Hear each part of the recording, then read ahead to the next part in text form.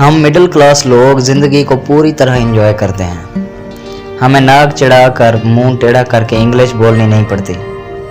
हम सिंधी, सराइकी, उर्दू मिक्स करके बात कर लेते हैं। हमें चमचे से खाने की फिक्र नहीं होती, हम हाथों से खा लेते हैं। हमें पाँव गंदे होने का डर नहीं होता, हम नंगे पाँव सारे घर में घूम सकते हैं। हमें कपड़े गंदे होने की फिक्र नहीं होती, हम ज़मीन पर लोट पोट लेटे रहते हैं। हमें खातिरदारी के लिए स्टैंडर्ड देखना नहीं पड़ता।